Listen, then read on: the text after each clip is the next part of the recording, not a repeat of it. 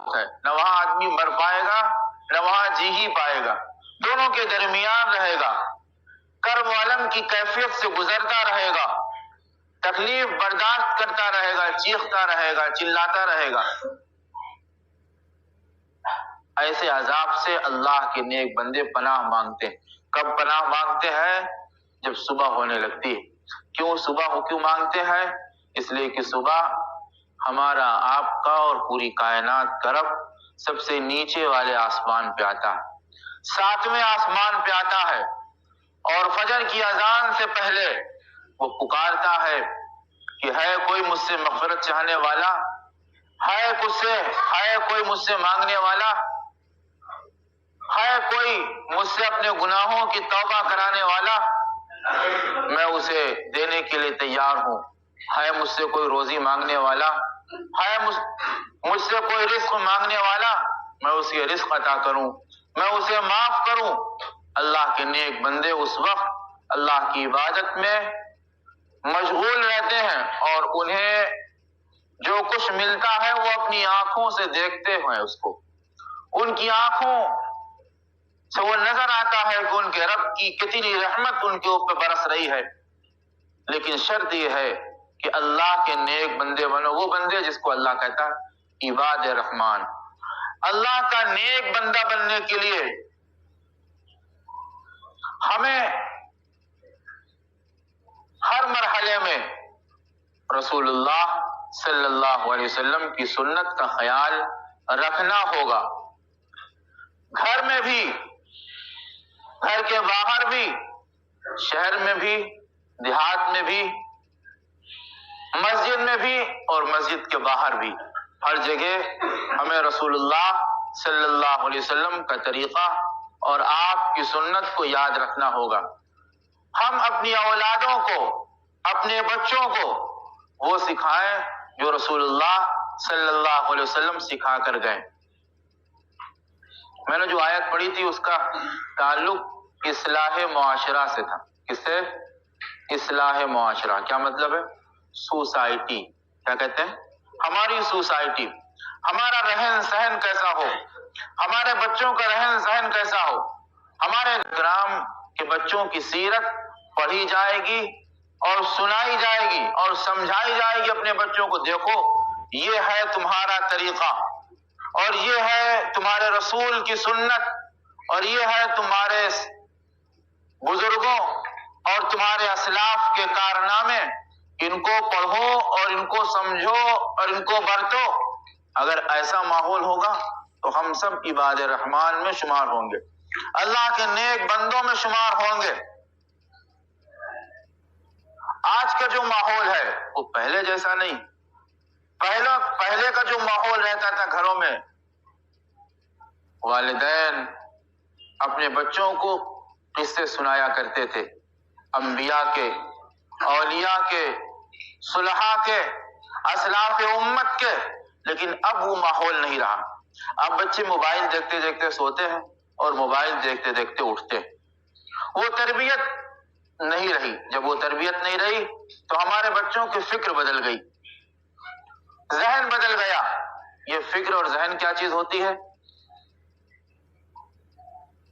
اسلامی فکر، اسلامی سوچ اور اسلامی کلچر ہمارے زندگی سے دور ہو گیا۔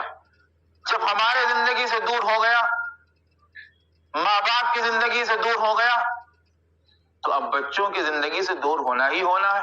اب بچے کیا جانے کہ اسلامی فکر کسے کہتے ہیں، اسلامی فکر کسے کہتے ہیں، جب انہیں یہ معلوم ہی نہیں ہے کہ ہمارا مالک کون ہے، ہم کس کے بندے ہیں اور ہمیں کس کی عبادت کرنی چاہیے، تو جو چاہے وہ کرے۔ پھر اس کا نتیجہ یہ ہوتا ہے کہ نہ وہ ماں باپ کی عزت کرتے ہیں، نہ اپنے گھر والوں کی عزت کرتے ہیں، اور پھر وہ اپنی منمانی زندگی گزارتے ہیں، اور آخر میں یہ ہوتا ہے کہ وہ مرتد ہو جاتے ہیں۔ مرتد کسے کہتے ہیں؟ کہ وہ اسلام کو ہی چھوڑ دیتے ہیں، اپنے مذہب ہی کو چھوڑ دیتے ہیں، دنیا کی خاطر، ایک چھوٹی سی چیز کے خاطر وہ اپنے ایمان کو تج دیتے ہیں، اس لیے کہ ان کے اندر اسلامی فکر ہی نہیں تھی۔ اس فکر کو والدین نے کچل دیا، ان کو سکھایا ہی نہیں کہ دیکھو تم ایک اللہ کے بندے ہو، دیکھو تم ایک اللہ کی عبادت کرنے والے ہو، دیکھو تم اپنی ماں کا خیال رکھو گے، دیکھو تم اپنے باپ کا خیال رکھو گے۔ دیکھو قرآن یہ کہہ رہا ہے کہ والدین کے ساتھ وَلَا تَقُلْ لَهُمَا أُفٍّ وَلَا تَنْهَرْهُمَا وَقُلْ لَهُمَا قَوْلًا كَرِيمًا، کہ اپنے والدین سے کبھی اونچی آواز میں بات مت کرنا، کبھی ان کے کوئی حکم پر کفر نہ کرنا، یہ ہم نے سکھایا ہی نہیں۔ جب یہ سکھایا ہی نہیں گیا تو بچے اب ماں باپ سے برابر لڑنے کے لیے کھڑے ہو جا رہے ہیں، اب ماں باپ کو جواب دینے کے لیے تیار ہو رہے ہیں۔ بسا اوقات ماں کے سامنے کھڑے ہو جاتے ہیں اور ماں کے اوپر ایسا لگتا ہے کہ برس پڑے۔ حضور اکرم صلی اللہ علیہ وسلم نے ارشاد فرمایا کہ جب بیٹا ماں کو مارنے کے لیے کھڑا ہوتا ہے، اس کو ڈانٹتا ہے تو عرش اللہ کا کانپنے لگتا ہے۔ کوئی ایسا گناہ نہیں ہے کہ اللہ کا عرش کانپنے لگے۔ یہ اتنا بڑا جرم ہے کہ اگر بیٹا ماں کو کچھ کہہ رہا ہے، ماں کا دل دکھتا ہے تو اللہ کا عرش کانپنے لگتا ہے۔ وہ عرش جس پر خود باری تعالیٰ جلوہ فرما ہے وہ ہلنے لگتا ہے۔ اور روایت میں یہ بھی آتا ہے زمین کانپ اٹھتی ہے اور اللہ سے فریاد کرتی ہے کہ اللہ اگر تو اجازت دے تو میں اس نافرمان اولاد کو یہیں دھسا دوں، لیکن اللہ تو 100 ماؤں سے زیادہ محبت کرنے والا ہے، وہ کب اس کی اجازت دے گا۔ حضرت علقمہ ایک صحابی، نزا کا وقت ہے، موت آ رہی ہے اور زبان سے کلمہ جاری نہیں ہو رہا، صحابی ہے اور صحابی کی زبان سے کلمہ نہ جاری ہو، ایسا نہیں ہو سکتا۔ پوچھا علقمہ سے کہ علقمہ تمہاری زبان سے کلمہ کیوں نہیں جاری ہو رہا ہے؟ فرمایا میری ماں مجھ سے ناراض، میری ماں مجھ سے ناراض ہے۔ رسول اللہ صلی اللہ علیہ وسلم خود تشریف لائے اور بلوایا ان کی ماں کو، کہا اسے معاف کر دے، کہا نہیں معاف کروں گی، میں اسے نہیں معاف کروں گی۔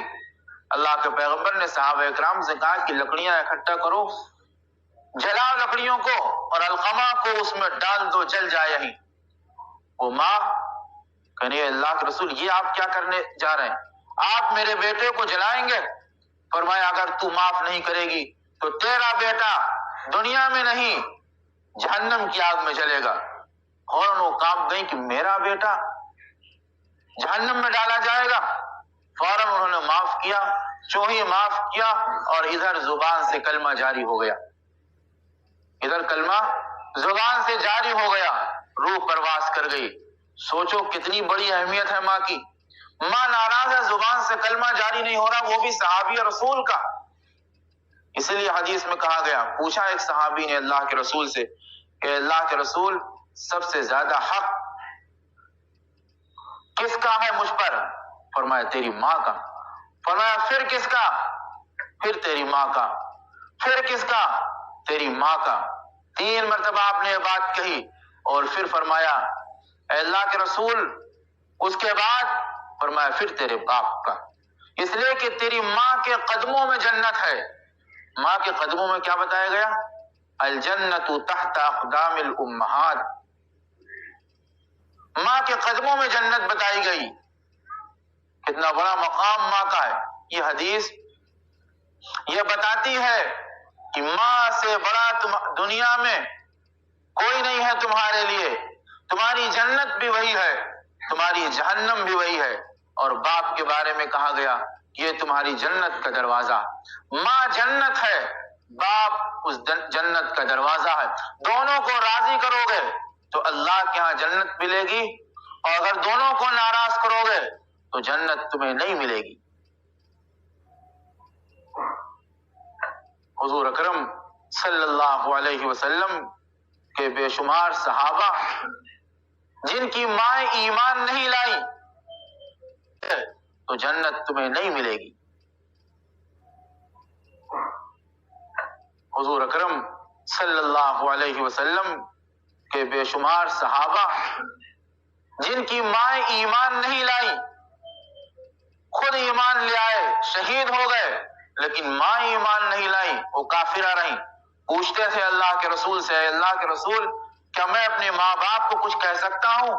فرمایا نہیں، وہ ایمان نہیں لائے لیکن وہ تمہاری ماں ہے، وہ ایمان لائے یا نہ لائے تمہیں کچھ کہنے کی اجازت ان کو نہیں ہے۔ یہ الگ بات ہے کہ جب میدان کارزار ہوگا، جب دشمنوں سے مقابلہ ہوگا اور تمہارے سامنے باپ بھی آ جائے تب بھی اس کو مارنا ہوگا، یہ الگ بات ہے، لیکن یوں ہی اپنے والدین کو کچھ مت کہنا۔ قرآن کہہ رہا رب ارحمہما کما ربیانی صغیرا، قرآن نے یہ دعا سکھائی کہ تم اپنے والدین کے لیے دعا کرو کہ اللہ ان دونوں پر رحم فرما کہ جس طرح اس نے مجھے میرے بچپنے میں میرے ساتھ اس نے رحم و کرم کا معاملہ کیا۔ کیا ماں سے زیادہ کوئی اپنے بیٹوں کے لیے، کیا باپ سے زیادہ کوئی اپنے بیٹوں کے لیے محنت کر سکتا ہے، مشقت برداشت کر سکتا ہے؟ لیکن اگر بیٹے تربیت نہ پائے دینی، ان کا ذہن نہ بدلا، ان کی فکر نہ بدلی، تو کل قیامت کے دن یہی بیٹے اپنے والدین کو اللہ کے سامنے پھنسائیں گے۔